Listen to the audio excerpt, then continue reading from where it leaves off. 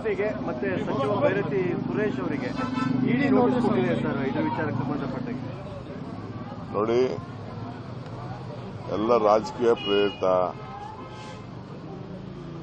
ನನ್ನ ಪ್ರಕಾರ ನನ್ನ ಕೇಸು ಇದೇ ರೀತಿ ನಡೀತು.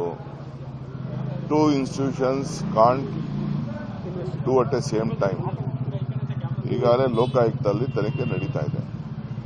ಲೋಕಾಯುಕ್ತ ತನಿಖೆ ನಡೀತಾ ಇರಬೇಕಾದ್ರೆ ಬೇರೆ ಸಂಸ್ಥೆಯವರು ಮಾಡಕ್ ಬರುವುದಿಲ್ಲ ಅನ್ನೋದು ಅನೇಕ ಜಡ್ಜ್ಮೆಂಟ್ಸ್ ಕೂಡ ಇದೆ. ಸೊ ಅದೇನಂತ ನನಗೆ ತಿಳಿದು ಮಾಹಿತಿ ತಿಳ್ಕೊಂಡು ಮಿಕ್ಕಿದ ವಿಚಾರ ಮಾತಾಡ್ತೀನಿ. ಯಾಕಂದ್ರೆ ಸಿಬಿಐ ಕೊಡಬೇಕು ಅನ್ನುವಂತ ವಿಚಾರದಲ್ಲೂ I am telling you, any two institutions can't do it on a same issue. There are various judgment. ಈ ನನ್ನ ಕೇಸಲ್ಲೂ ಸಿಬಿಐಯು ಅದೇ ಮಾಡ್ತಾ ಇತ್ತು, ಇಡಿನೂ ಅದೇ ಮಾಡ್ತಾ ಇತ್ತು.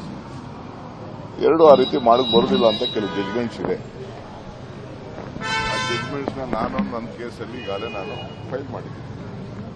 This is our stand is very clear. This all political decision.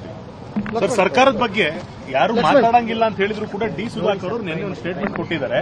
5 ವರ್ಷ ನಾವೇ ಸಿಎಂ ಅಂತ ಹೇಳಿದ್ದಾರೆ.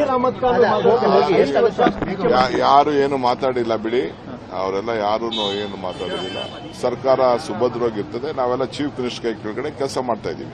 5 ವರ್ಷದ ವಿಚಾರ ಮತ್ತೆ ಮಾತಾಡ್ತಾರೆ. ಸುಧಾಕರ್ ಯಾವ 5 ವರ್ಷ? ಜಮೀರ್